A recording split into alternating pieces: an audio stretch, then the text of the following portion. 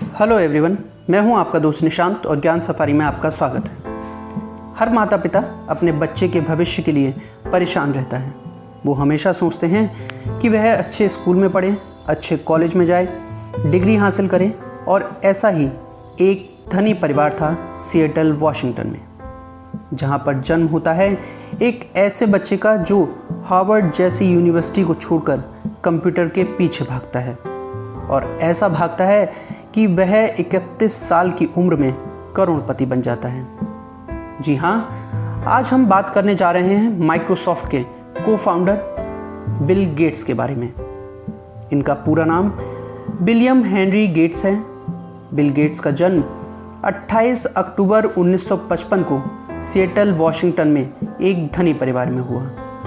इनके पिता William gets वकील थे और माता मैरी मैक्सवेल गेट्स प्रथम इंटरस्टेट बैंक में निदेशक के पद पर कार्यरत थी। गेट्स की शुरुआती पढ़ाई लेक साइड स्कूल में हुई, जहां जब वह क्लास 8 में थे तब स्कूल में एक कंप्यूटर आया। गेट्स की धीरे धीरे कंप्यूटर में रुचि बढ़ती गई। अब वह अधिक से अधिक समय कंप्यूटर पर चर्चा करके ही बिताते थे, और इसी दौरान उनकी मुलाकात होती है पॉल एलन से, जिन्हें गेट्स की तरह ही कंप्यूटर में अधिक रुचि थी।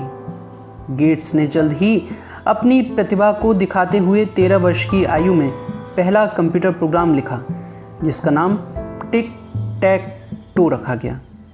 और 4 साल बाद ही अपने मित्र एलन के साथ मिलकर ट्रॉफ ओ डाटा नाम का एक प्रोग्राम बनाया, जो कि ट्रैफिक कंट्रोल से संबंधित था, जिसके लिए उन्हें $20,000 मिले, जो कि इनकी पहली कमाई थी। स्कूल की पढ़ाई खत्म होने के बाद गेट्स लॉ की पढ़ाई करने के लिए हार्वर्ड यूनिवर्सिटी गए, जैसा कि उनके माता पिता चाहते थे।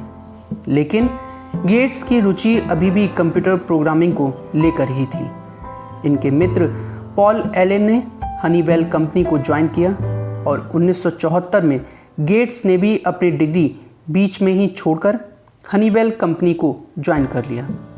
और इसके बाद दोनों ने मिलकर 4 अप्रैल 1975 में माइक्रोसॉफ्ट की स्थापना की, जो कि पीसी के लिए सॉफ्टवेयर बनाने वाली दुनिया की सबसे बड़ी कंपनी बनी।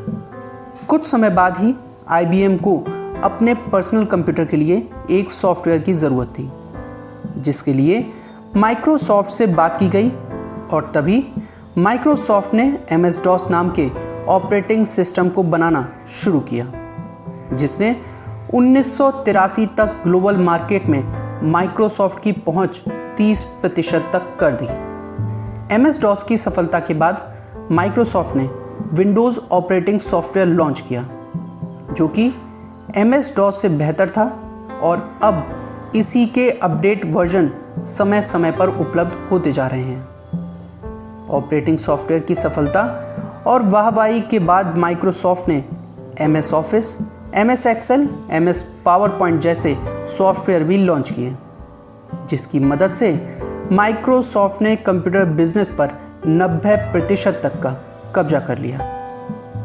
1986 में जब माइक्रोसॉफ्ट को सार्वजनिक किया गया, तब इसके शेयर की कीमत $21 थी, जिसने गेट्स को रातों रात करोड़पति बना दिया, और 1987 में पहली बार उन्हें सबसे अमीर आदमी माना गया।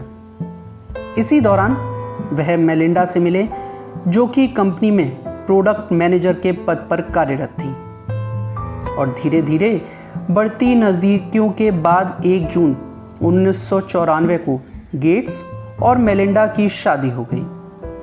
गेट्स केवल सॉफ्टवेयर बनाने में ही कुशल नहीं थे, बल्कि वे कंपनी को नई बुलंदियों पर भी ले जाने में सफल रहे। और उनकी इस सफलता का अंदाज़ा इस बात से लगाया जा सकता है कि 1995 से लेकर आज 2020 तक भी Gates most richest man in the world की लिस्ट में शामिल रहे हैं। गेट्स केवल अपनी सॉफ्टवेयर तकनीक के लिए ही नहीं, बल्कि अपनी उदारता और समाज सेवा के लिए भी जाने जाते हैं, और यह गुण उन्हें अपनी मां से विरासत में मिला। सन 2000 में सीईओ के पद को छोड़कर गेट्स ने bill and Melinda Gates foundation बनाया, जिसका मेन पर्पस बच्चों की शिक्षा से संबंधित था। बाद में ये फाउंडेशन और भी बहुत से सामाजिक कार्यों में लगा। 2000 में सीईओ पद छोड़ने के बाद से वह चेयरमैन के पद पर बने रहे, लेकिन 2014 में चेयरमैन पद से भी इस्तीफा देकर पूरी तरह से अपने फाउंडेशन के कार्यों में लग गए और आज इनका फाउंडेशन बच्चों को टीके लगने से लेकर कोविड-19 की लड़ाई लड़ने में तक मदद कर रहा है। तो दोस्तों, ये थी कहानी बिल गेट्स के अभी तक के जीवन की। आई होप आप भी इस स्टोरी से इंस्पायर होंगे। अगर आपको ये वीडियो अच्छा लगा हो तो इस वीडियो को लाइक करें, लोगों के साथ शेयर करें और अगर अभी तक आपने हमारे चैनल को सब्सक्राइब ना किया हो तो चैनल को ज़रूर सब्सक्राइब करिएगा और बेल आइकन को ज़रूर प्रेस करिएगा, जिससे कि हमारी कोई भी नई वीडियो आपको तुरंत नोटिफाई हो सके। Thank you so much.